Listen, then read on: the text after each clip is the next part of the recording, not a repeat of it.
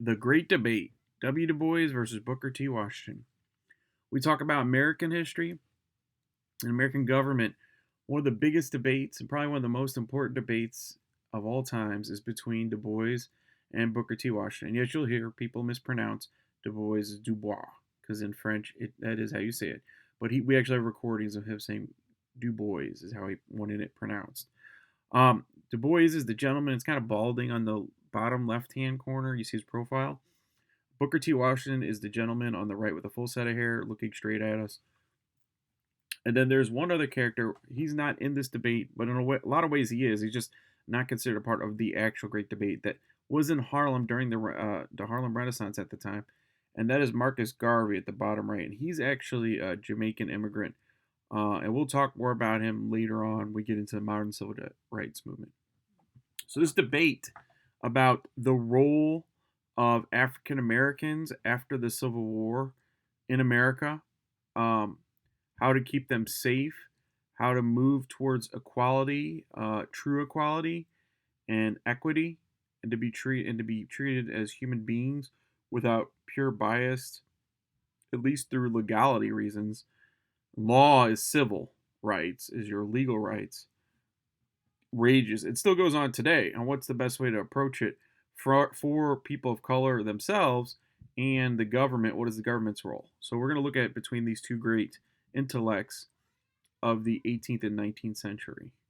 And still, these arguments I'm sure you'll could almost hear on a daily basis if you go hear people speak about this. So Booker T. Washington we have to always think like a historian is our goal. So as a historian, we have to think about perspective at the time. We have to put him in the content and his experience, his worldview and world experience. So he actually grew up as a slave. He was freed after the Civil War. He grew up as a slave in Virginia, and he believed that blacks would slowly integrate into society. And we have to take into account he had seen the horrible things of slavery and how horrible whites could be to people of color in Virginia. He's seen everything, I'm sure, from rape to possibly even close to murder to physical, sexual, and emotional abuse of African Americans by slave masters, and it had experiences himself. So he's probably a little bit more skeptical of this idea that we're going to be integrated quickly into society, or that African Americans are going to quickly integrate into society with white Americans. Um, he said that we need a progressive, gradual change, and his argument was the change really needs to start with education, and that's definitely a core idea of both Du Bois and Booker T. Washington. Now, the way he thought education was so important is he had made a lot of deals with white politicians in order to gain some goals, and his goals were really to move African Americans to get school training to work in factories and the industries of America. And you have to understand, at the turn of the century at the time, working in a factory very much was the gateway to the middle class. If you got a job at a factory, even as horrible as you're treated, you're still paid more than if you're a sharecropper in the South, or if you were basically, or otherwise you'd move to cities and be essentially a unpaid poor person in the north. So you might go to a city like Chicago and you have no job at all. So he's trying to get them pragmatic training to crack into the middle class. Then he says, okay, then someday we can start going further into more intellectual pursuits. Um, and this is not real. This is a very logical approach if you think about it, because education itself, public education, was really created for industries so that we were trained in skilled labor so that we actually could read for safety reasons and understand low level instructions. And then also, you just think of how schools are run today. We still have a bell system like ding, ding, ding, ding, ding, and you move to your next class. Like, the bell went off and everybody leaves work. We clock in a way we check in, we check out. We rotate in large groups of people from class to class, and we have a very structured school schedule. And honestly, there's a lot of discussion by educators, myself included, on whether or not this is very antiquated, meaning it's kind of ancient and it doesn't fit the times, and it really could inhibit thinking and the ability of students.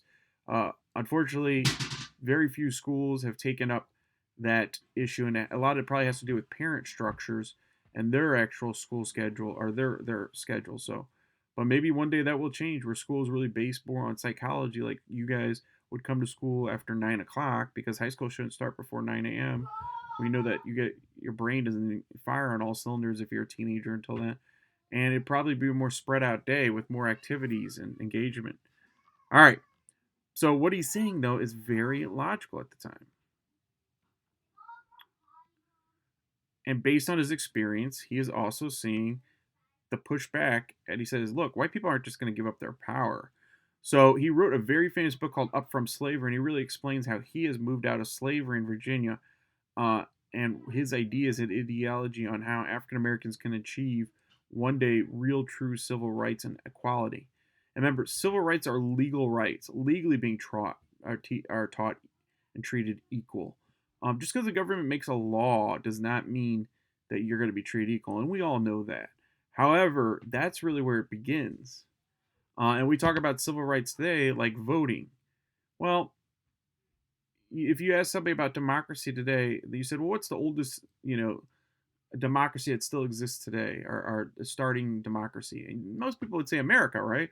1776, we really start moving in our first democracy since the ancient or the Romans and the Greeks. Um, However, not everybody had the right to vote. The and civil rights and the right to actually vote until the Voters' Right Act in 1965 that we'll go into, or the Civil Rights Act of 1964, which gave people equal treatment at work, regardless of their race. So I think there is a pretty logical argument that a position to be taken that actually democracy in America has only truly existed since 1965, when we say we would protect people of color for voting. If you went to the vote in 1966, there was actually probably undercover police and so forth that might actually be watching out to make sure you're not attacked or abused for voting. Until then, there was a lot of physical abuse and intimidation. So would they truly have a democracy? I think you'd have an argument that no, in a lot of ways we didn't. Now, he says segregation is going to have to exist, and this is probably the big sticking point between him and Du Bois. He says segregation has to exist to keep the peace between the races. He says you're really fooling yourself if you think that the black community can integrate with the white community and there's not going to be mass amounts of violence, uh, and there's going to be pushback. And he has a lot of strong evidence at the time. Everything from the destruction of Black Wall Street in Oklahoma, where wealthy African Americans, basically their property in their area is just completely destroyed by whites, to race riots in Chicago. East St. Louis had a huge race riot where many African Americans were killed or beaten, and it just resulted in absolute disaster. And we still have had racial issues even until recently. You could say Charlottesville just a few years ago. What happened there was there some racial clashing between certain groups. So let's look at the types of segregation. We can even talk about if you think they still exist and what does. So we've talked historically about what we call Jim Crow laws, or what are really de jure segregation. De jure segregation is the segregation of laws are black codes, separate but equal laws, right? So this is actual legality. These are laws. If you talk about de jure segregation, think a jure like a jury or law, legality. Racial segregation, especially in public schools. So actually making against the law for white students and black students to enter the same public school. That's de jure segregation. That was the law in America up until Brown versus Board, which we'll get to. By fact rather than legal requirement. And for example, the concentration of African Americans in certain neighborhoods produce neighborhood schools that are predominantly uh, black or segregated in facto. So we're going into de facto, which is the switch. But so de jure is the legal segregation. De facto is in fact by fact. So the jury segregation of schools was, well, schools were segregated until 1954 Brown versus Board. The Supreme Court said that's against the Constitution. It's unconstitutional to treat people unequal under the 14th Amendment, okay? You have to treat everybody equal under the 14th Amendment and the Due Process Clause and the Equal Protections Clause. Okay, but that is all well and said, but we also still have what is called de facto, by fact. So de facto segregation is this idea that, yes, we say schools are integrated, but I dare anybody that watches this video, or I challenge any of my students to go look at how segregated the schools in America still are today. Even if you look at St. Louis, and this is not unique to St. Louis, it really is not. If you look at like Normandy High School, and I have looked at the data, you will have students, about almost 99% of the students are African American. And then if you go to like Lindbergh High School in South County, you will have 95% of the students are white. That is not pure chance, guys. That's not legal segregation. That's in fact, white people are living together and black people are pushed into certain areas. And we'll go into how did we get this way. And also, his argument is that integration is going to be a very slow, long process. And boy, if anything, was he correct? I mean, is you're talking over 120 years later, and we still do not really have true integration. If it's de facto, now de jure, you could argue the laws are there now, and the question is, are the laws applied equally? So and then you see, and here's a better definition of de facto. It's racial, ethnic, or other segregation resulting from societal differences between a group as a socioeconomic political disparity without institutionalized legislative tend to segregate. So this is a big different definition. I'm just going to break it down for you guys. So de facto segregation, again, is the reality of, are the races still segregated within the neighborhoods? I think you're going to find while there is integrated neighborhoods now, it's still not completely balanced based on proportionate. The schools are not balanced, and there's actually a lot of evidence that shows that schools are becoming more segregated again. That we're actually reversing course, and we'll go into that later on when we get the Brown versus Board. Racial segregation, especially in public schools, it happens by fact. And you think while we might be lucky at our school to have a relatively diverse population in our school, that is not the case in most schools. And there has had to be measures taken on the de jure side, on the legal side, to do things like busing and move students, African American students out of North St. Louis and concentrated areas to the county and maybe spread them out to get them good quality of education. But also, one of the positive consequences, it diversified those communities. And it's a lot harder to not like somebody because of the color of their skin when you guys start interacting with each other. You become friends with African Americans if you're at a school that's predominantly white, or vice versa. If you start understanding and meeting white students, and you're a school you've always been at schools that are predominantly African American. So now we're gonna try to get to, well, it's the future. This stuff is all over, right? So we're gonna see if that's true. We're gonna talk about the psychology of segregation and bias and the mistreatment of people. So I want you to watch this lecture by Dr. Jennifer Eggert of Stanford University on social psychology studies on how people view race, implicity, and explain the results. She is the expert. This is the woman if you're talking about who you want to talk to or listen to in terms of the accurate studies. They've done experiments, social psychology experiments that are open the door. And this video is older and the quality is not as great. It's from 2007, but is a phenomenal door. And she is the person you go to now. Like, she's actually been on like a lot of TV shows, like Late Night with or the show with Trevor Noah, and she's very famous. They're considered one of the best schools for psychology. If you want to go into psychology, check out Stanford. But she's actually presenting at Harvard. So let's watch this video, and I'm going to have some questions for you guys while you're watching the video, so please pay attention.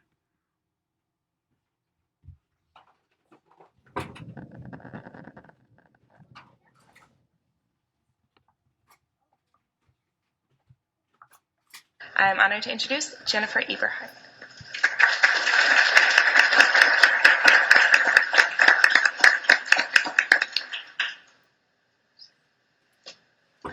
Thank you for that introduction, and thank you all for inviting me. I had too much time on my hands this morning, so I decided to clean off my computer desktop, and I actually erased my talk. But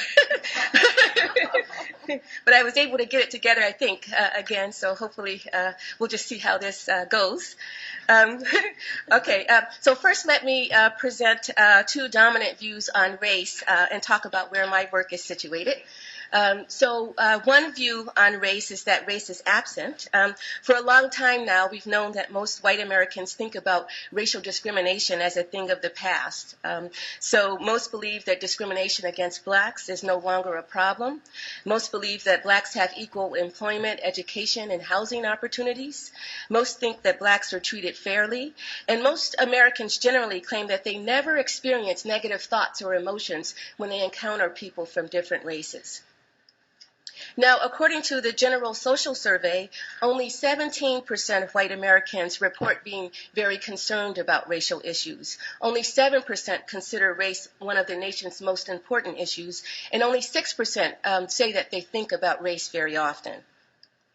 From laboratory studies on college campuses, we know that white students don't consider race to be central or important at all to their personal identities. And the average white student claims very few friends across race lines.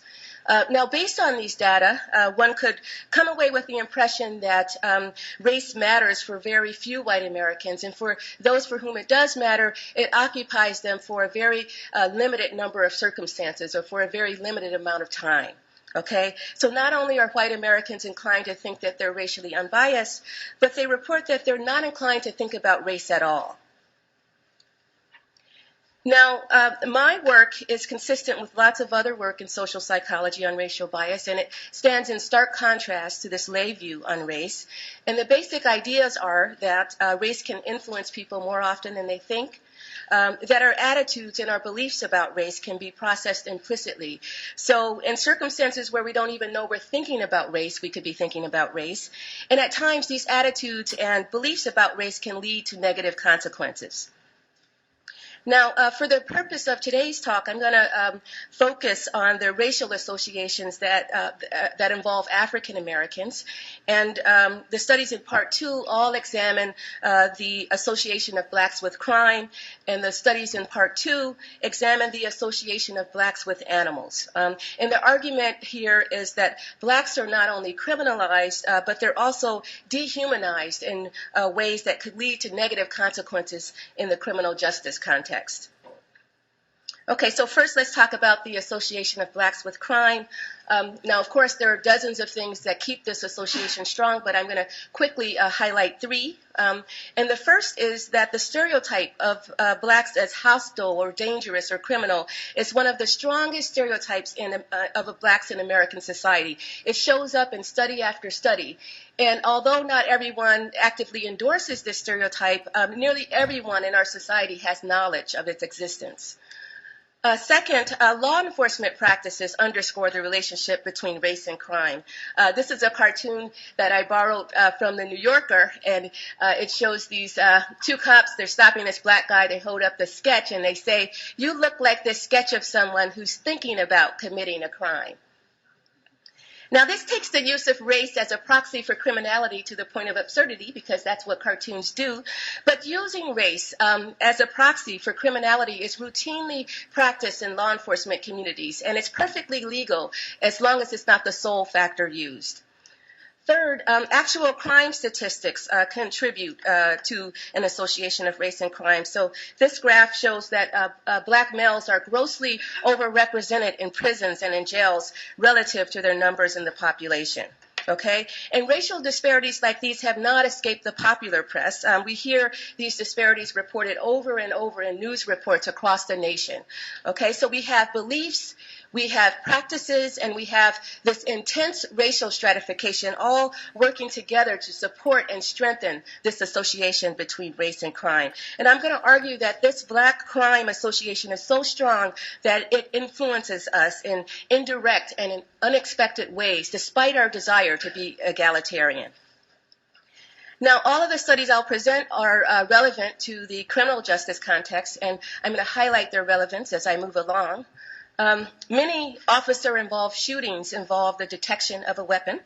So for the first study, my colleagues and I asked the question, can simple exposure to black faces lead people to see weapons better? Okay, so to examine this, we invited male undergraduates, white male undergraduates, in to participate in a study, and they were seated in front of a computer screen with a focus dot at the center, and they're just asked to stare at that focus dot, and then there are flashes of light that appear around that focus dot, and they're to tell us for each flash really quickly whether that flash appeared on the left or the right of the computer screen, and they do that just with a button push. Okay. Although the participants were seeing these flashes of light, some of the flashes were actually the faces of young men that were being flashed on the screen at such a rapid rate that they couldn't consciously detect them. Okay, so here it is in slow motion. So some of the participants were exposed to an entire series of white male faces in this way. Some were exposed to black male faces, and then some to no faces at all. Okay, exposing people to images that are beneath conscious awareness is called subliminal priming. It's a standard technique that we use both in social psychology and in cognitive psychology. Now, after the subliminal priming procedure, we asked the participants to perform a supposedly unrelated object detection task. And for this task, participants were presented with a series of objects that were severely degraded. Okay, these objects appeared on the screen one at a time, and each was slowly brought into focus in a series of 41 steps. Okay, so here's an example of this where there's an object that's completely degraded. I'm just showing you key points along the continuum here so that by the end you can clearly see what the object is. And the participants' goal this time is to indicate with a button push the moment at which they could recognize what that object was. Okay, some of these objects were crime relevant, like guns and knives, and others were crime irrelevant, like staplers and cameras. Okay. So the participants were either exposed to the black male faces or the white male faces or no faces at all, and then all of them did this object detection task on both the crime relevant and the crime irrelevant objects. And we hypothesized that the participants who were exposed to the black male faces initially would need less time to detect the crime relevant objects. So here are the results. Here along the vertical axis we have the frame number in the continuum at which they could recognize what that object was. That goes from frame 1 where it's degraded to frame 41 where it's completely clear. And the first thing we'll notice is that for the crime irrelevant objects, it makes no difference whether they're exposed to the black faces or the white faces or no faces beforehand. They're recognizing those crime irrelevant objects at about the same point in the continuum.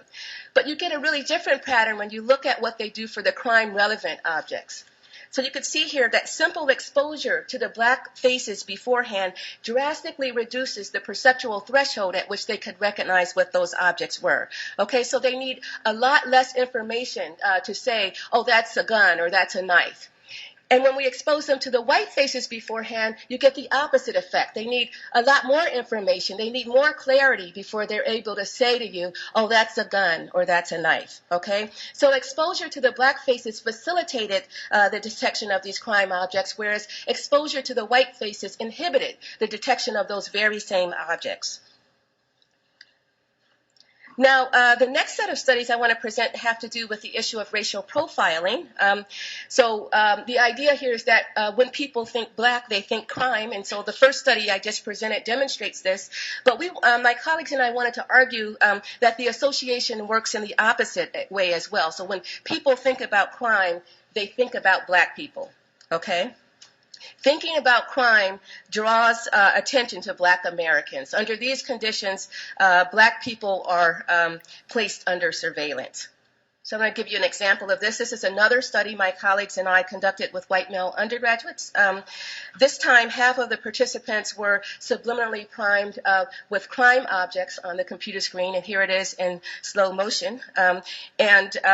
Next, the participants were asked to complete a dot probe task, okay? And so for the dot probe task, they were shown on a computer screen a black face and a white face simultaneously. This time, they were shown the faces long enough to be detected.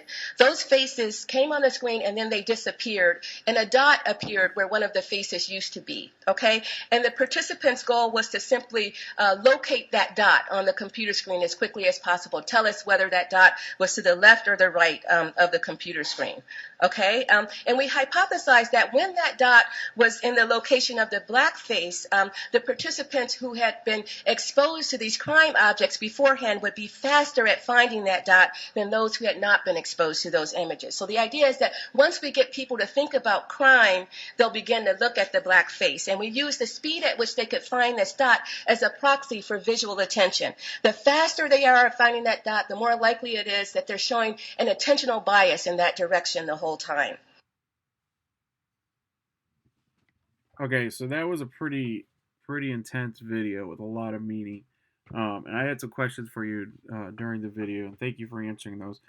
But you really just think about how most white Americans are almost in a totally different world than people of color.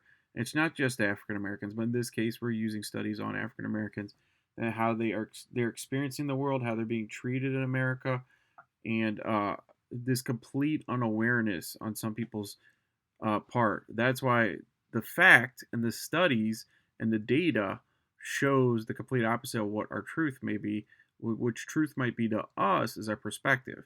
However, as an academic, and you guys are historians in the history class, you are thinking of this like a historian, and you have to think about facts and research, not just your opinions. And you have to be aware that you may have bias, and we've tested ourselves to see that we do have bias, and that is natural. It doesn't make you a bad person, but being aware of these biases is very empowering because then you can treat people equally. Like as a teacher, I can try to be aware of my bias and make sure I treat all students fairly. And I hope you could be aware of your bias to maybe treat your teachers equally. But also, whatever career you go into, you're going to probably have to interact with all different types of people. Make sure you're being fair to them. All right, now we're going to talk about W. Du Bois. Du Bois was born and raised in northern state of Massachusetts, and he did not experience much racism. So again, thinking like a historian and his background, he's coming from the north, very north, and he's actually treated relatively respectfully by white people. I'm not to say that they didn't have the bias or they didn't make comments behind his back, but he didn't pick up on much. Not he had some experience. He was the first African American to receive his doctorate from Harvard. To say he's smart is an understatement. You don't go to Harvard, first of all, and get a PhD unless you're really sharp. But you have to imagine an African American man. This is the first one to ever even get the opportunity to get into Harvard to get his PhD. So he's a pretty sharp guy. He is one of the founders of the most powerful African American organizations called the National Association for the Advancement of Colored People, the NAACP in 1909. That's very important. It really starts up just before the Harlem Renaissance in Harlem, and he lives in Harlem. And you have to understand that he's not the only founder, but he's one of the founders of the NAACP. Just today, the NAACP is still probably the most powerful African American organization in the country. We have a large, strong branch in St. Louis. So, and a lot of his ideas and his vision are still out there. And Booker T. Washington's as well. And the way Du Bois really approaches things different than Booker, we'll talk about in a second. He wrote a book called The Souls of Black Folks, which is really fascinating. He makes a lot of arguments. He's actually a professor of history, sociology, and economics at Atlanta University, which was a historically black college in Atlanta. So he taught what you're learning, history, and sociology is the study between societies, and he read about the different social class differences, social class struggles, and sociology. If you take sociology, you'll find out it's really one of the biggest founders was Karl Marx of communism. They talk about how these classes, and in this case, race, also is a part of sociology, and how certain groups of races or minorities are treated different. I mean, you think about if you understand sociology, and I've taught sociology before. It's a really interesting content. This idea that if one group feels like they're losing power, there's going to be conflict. Well, if you look at America and Charlottesville and the attack on the Capitol building, the majority is becoming no longer a clear majority. White Americans are no longer going to be the pure majority probably in the next 20, 15, 20 years. With that said, their perspective, a lot of times the groups that are becoming the minority, is that they have to lose power and they have to lose out on things in order for everybody to be equal. That's where I strongly disagree. We can all have a piece of the pie, and you can make the pie bigger. Is one argument in sociology is that everybody can be successful within a society, regardless of their race, and it doesn't mean that white people have to have all the privilege and all the good stuff, and no one else can have it. But that's still conceptually really hard for people to grasp. And finally, he believed that then what's called the talented tenth. And this is a very important concept that he teaches and writes about. And he says, look, African Americans, the talented 10th, the top 10% African Americans have a moral responsibility to educate and socially advance the African American community and the race to move them forward.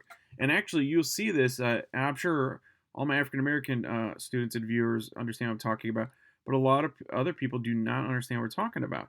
Like, you will see, I've seen white Americans that they're confused on the power of like fraternities and sororities in the black community.